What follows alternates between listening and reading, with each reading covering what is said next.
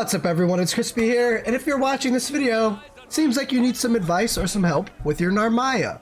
In this video, I will be showing you possible sigils for her, the moveset that I prefer, possible play styles, and at the end, I will be doing an actual showcase during a boss fight. Without further ado, let's get started! Starting off, we will go into the gear and sigils that you will more than likely, or probably, be using with your Narmaya. My weapon choice, other than the ultimate sword, which you get from the Proto-Bahamut raid, which I haven't gotten to yet. I just haven't had the time to grind, I apologize. The Fluorithium blade. This sword gives her the crit hit rate. As you can see there on the bottom right hand corner, crit hit rate and crit damage. That is what you want to build your Narmaya towards. Crit rate, crit damage. Right now, as you can see, below her name at the bottom, it has 83% by the sigils and stuff down here, all the way down past the sigils. Dark level below, that's 83%. That is the crit rate. Super, super good crit rate. Now, what you want to focus on sigil-wise is damage cap.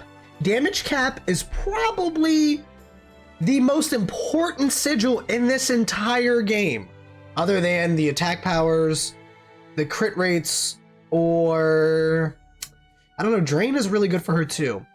But other than the damage cap, which I don't have much of yet, I'm still grinding. This is an early on guide, but I at least got towards some sort of end game content so I could give you guys like a closer end game build. I just don't have her built out fully yet, but I promise you it'll be there. I just haven't had the time to grind out all this insane content, and I'm just having fun though. All right. Let me explain this. The crit hit rate, self-explanatory, raises your crit rate. You want that, you need that. Attack power raises your attack power. But if you do not have the damage cap sigil, you will hit a cap of damage, which is whatever it is. I don't know the exact numbers in the theory crafting for that. But if your attack power is at a certain point, you will eventually cap. That's why you need all the damage cap sigils, which goes up to 5. See, this is 4, this is 3, I don't have the 5th one yet. And that'll raise the ceiling, which you will need to clear endgame content. There are also sigils that are specific to the actual character. And by that, I mean, there are Narmaya sigils, there's 2 of them. There are 2 captain sigils. There are 2 IO or EO sigils. Rack them, all of them. All these characters have 2 specific sigils that do something to their kit. I don't have hers yet. I don't have that unlocked. But more than likely, you will have those 2 equipped. Okay, now another good sigil for her, Drain. Drain is really good because it recovers health based on the damage dealt to a foe. When you're playing as Narmaya, you're not going to have much utility. But guess what, guys? Here's something to live by. Dead DPS does 0 DPS. You need some sort of survivability in this end game content. And I will show you another piece of survivability that I have in these skills. I have Aegis right now just because it boosts my maximum health. Once I get to the end game, I will change that more than likely to probably the improved dodge sigil. The improved dodge sigil is really, really, really good. It gives you an extra dodge or a roll. Usually you have 3 and then you encounter some insane recovery frames. The improved dodge sigil will mitigate a lot of those recovery frames as well as give you 1 extra dodge. There is a sigil, I don't have it currently, but it makes it so that you do not get stunned or anything while you're attacking, which would be really, really, really good for her. I think it's rock steady. I don't have that just yet, but that is really, really, really good for her because with your stance changes and all of that, you're gonna need something to make it so you don't get stunned out of your combo and ruin the progress that you have towards getting your finisher, stance switching, and capitalizing on the timed stance switches. That's where the drain also comes in handy, because if you have drain and the rock steady, they go hand in hand. You're steadily getting hit, but if you're not getting KO'd, you're steadily dealing damage, which means you're draining partial health from the foe and steadily raising yours. What I'm going to do now is explain her skills and possible combinations of what you use.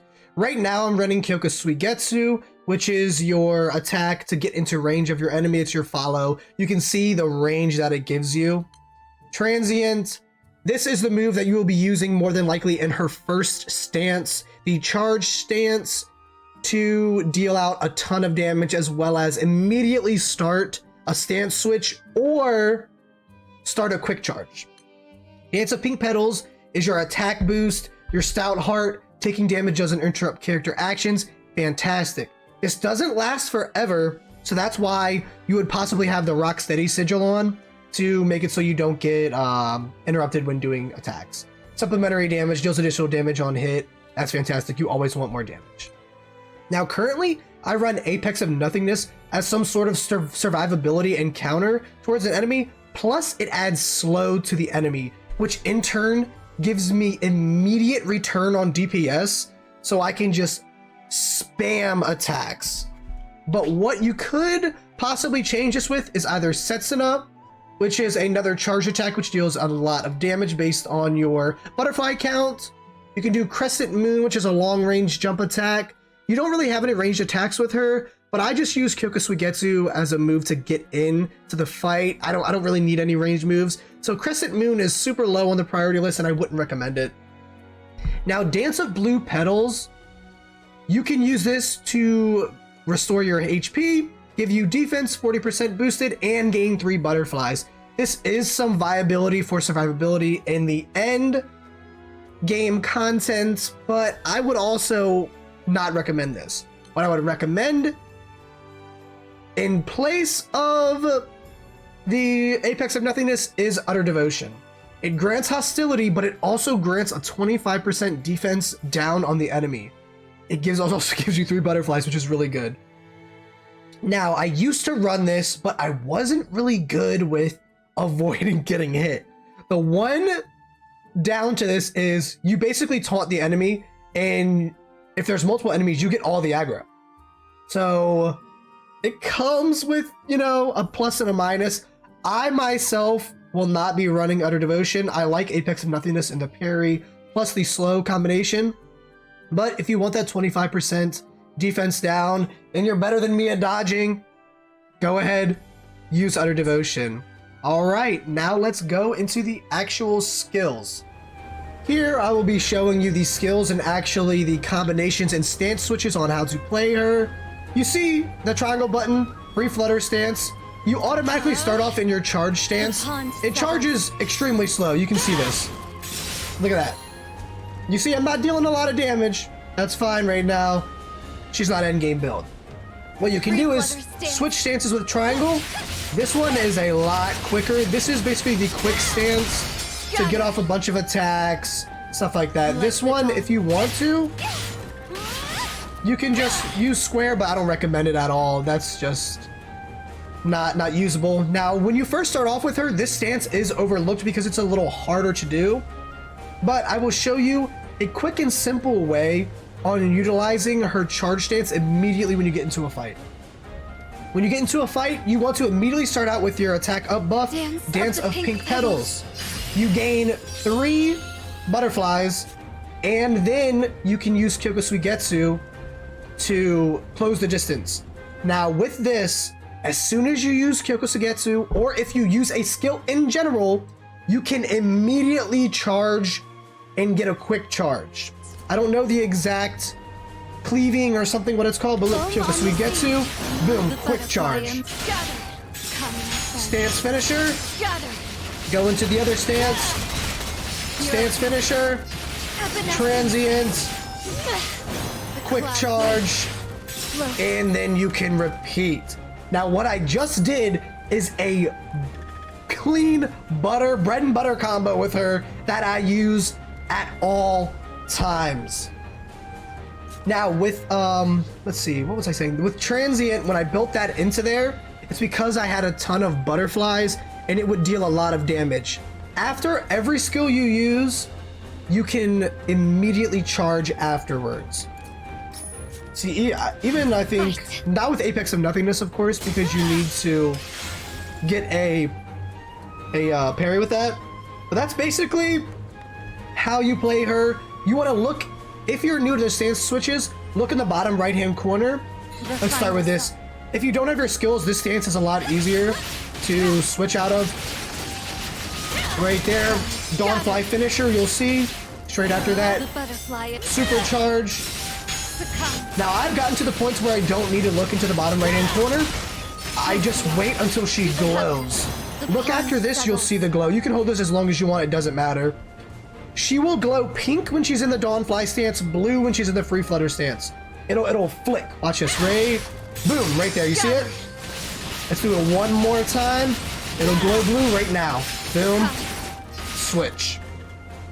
That's how you utilize it. And you see all these butterflies she has? You can do transient, gain a ton of damage. Boom. And you see all those exclamation points? That's all the crits that I'm doing. I'm doing an insane amount of crits. Also, with her Dawnfly stance, actually other stance, sorry. Let's just charge this really quick. We're gonna do a slow charge.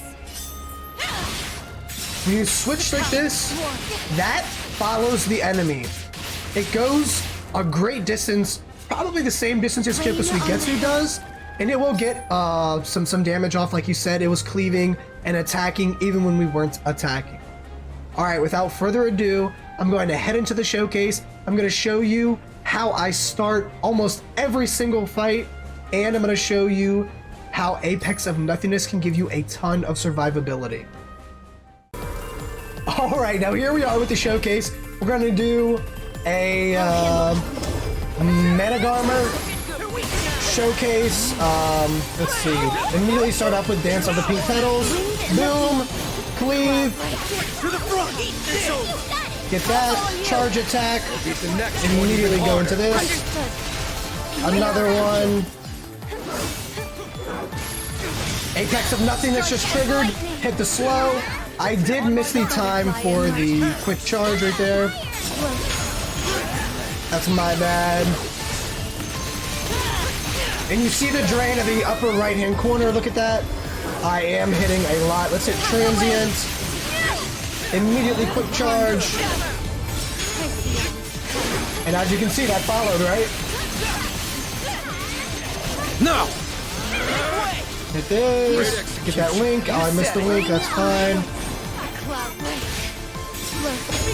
You see Managarmer is getting pieced up, right?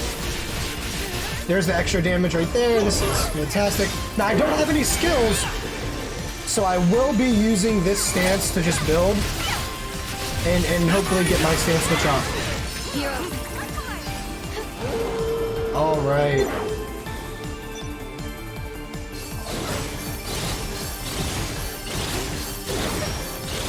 And you see the butterflies are still there. They won't last forever. They're only there for a little bit. Nice critical. IO, come on. Or EO, however you want to call it. Alright.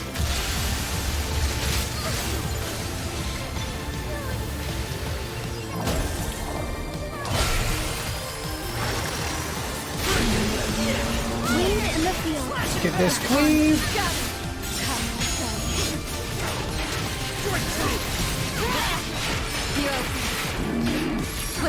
Get this Suigetsu. I did get hit.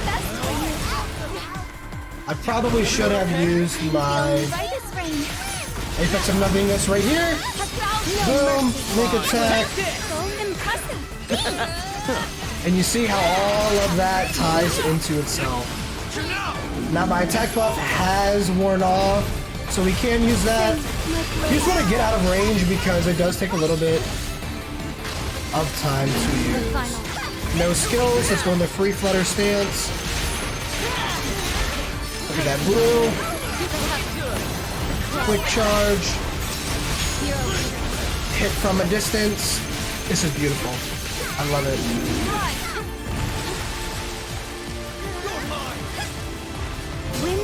Get the Suigetsu to close the distance. Another one.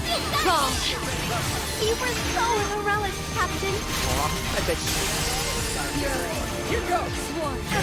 Use this with all of the butterflies. We are dealing a little bit less damage, but that's just because of the mode that the enemy is in. Get it. Go ahead, brother. And it's pretty simple. It's just rinse and repeating on her skills, learning the timing of them, using her utility and skills that will keep her alive. That's why I like Apex of Nothingness. The hostility one just kind of defeats the purpose of it, you know, it defeats the purpose of keeping her alive because it draws all the hostility. And I really don't like that. That's just because I suck, so. Oops. Messed up. Now that's teamwork. Harmony is the basis of power. The pawn break. There we go. And yeah, that's it, guys. I hope you enjoyed this showcase. I don't need to show the end of this fight. It's just going to be a rinse and repeat. I hope you enjoyed this showcase. Don't forget to like, comment, subscribe if you enjoyed. I will be doing other characters once I get further in the game. Peace.